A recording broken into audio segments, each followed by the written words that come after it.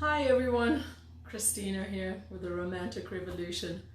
Oh my gosh, I've finally gone live. I have not done a live broadcast yet, but I just wanted to leave a little something for you to think about. I still got the giggles, excuse me.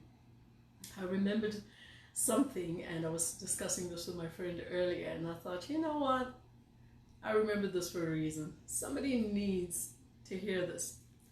So way back, during my undergrad years, I was doing my internship and I got a second gig. I was doing waitressing at this chain of like sports bars. It was at the Keg and Maiden. Those of you in Harare will know about this place. Very fancy, upmarket sports bar. And part of your dress code is that you had to wear a white t-shirt, you had to wear blue jeans, and then your running shoes. And you had to have a clean white dishcloth on your waist at all times to wipe down tables for people, right?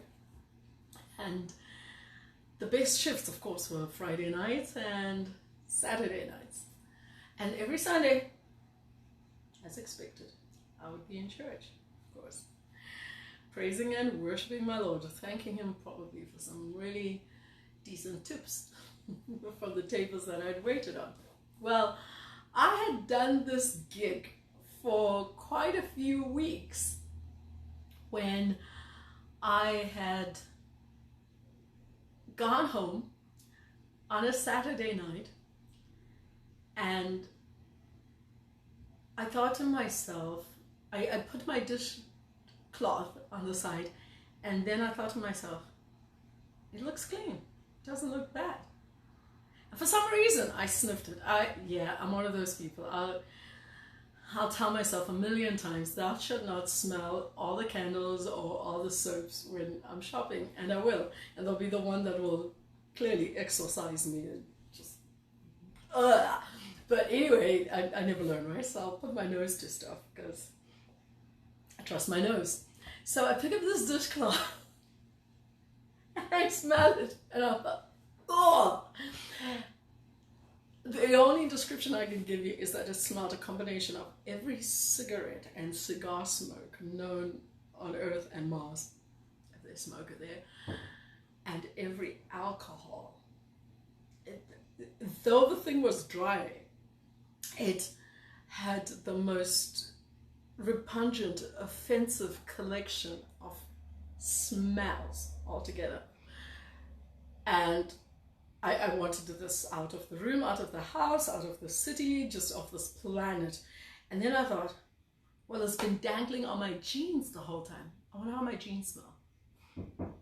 So I fished up my jeans and I took a smell and my jeans had the same smell. And then I thought, oh my gosh, hopefully my t-shirt wasn't also smelling like that. So I fished out my t-shirt and I took a smell. And no, it didn't smell sweat. It smelled the same offensive collection of smells. And for some reason, I don't know why, I thought to smell my hair. Now, I wore my hair about the same way. And I just reached out, grabbed a handful of my hair, and my hair smelled the same. Oh, okay, we're gonna have to wash this hair out. I didn't want to be near any of these things ever again. So I washed my hair out the next morning, which meant I had to get up a little bit earlier for church. But then the thought struck me. Had my hair been smelling like this every Sunday morning in church, like a mobile pump? Yeah. How had nobody picked up on this? Somebody had to smell this, whether you were sitting behind me and thinking, oh, God, help this sister. Where was she last night?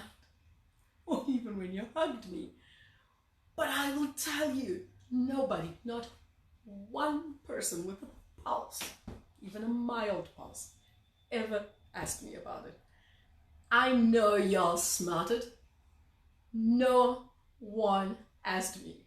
So my question is, why not? You had to think something. I smelled like a pub. And I did smell like a pub. That you did not imagine. How did I come to smell like a pub? What was your logic? Because you didn't ask me. I have a beautiful explanation, one I just gave. You had to have answered the question somehow. Did you ask somebody else and say, oh dear, did you smell Sister Christina? Oh my, yes. Dear sister, we have to pray for her. What conclusion did you reach? You had to reach some conclusion. And whatever conclusion you reached, you were probably wrong. Because if you didn't ask me, chances are you didn't know I worked a second gig. And the point of sharing this with you is to say that there are some things that will look certain and undeniably as whatever it is we think they are. But not everything explains itself in the most obvious way. Things are not always what they seem.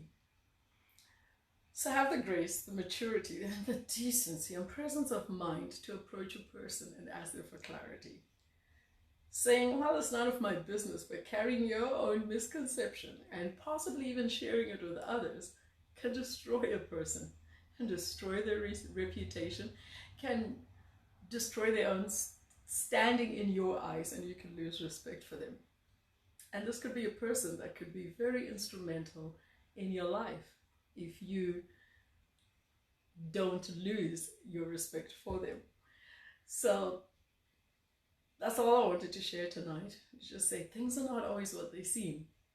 And no matter how many other people can share that perspective, I will guarantee you there's always another way of looking at things. Another way that with more information, you would definitely go, ah. And if that applies in every relationship, it certainly applies in romantic relationships. So, keep your mind open. Suspend judgment. Don't be so quick to reach a conclusion, to show that you're good at analyzing stuff. Because that's what we think. Oh, I can show that I'm good at analyzing stuff and processing information quickly. This is my summation of the matter. When you don't have the full picture, you don't have the actual object of your interest, perspective, or facts from them. So suspend judgment, get the full details, and keep your own opinion to yourself until you have that. And remember, the things are not always what they seem. Get the whole picture before you run with it. Okay, this is Christina doing my first live broadcast.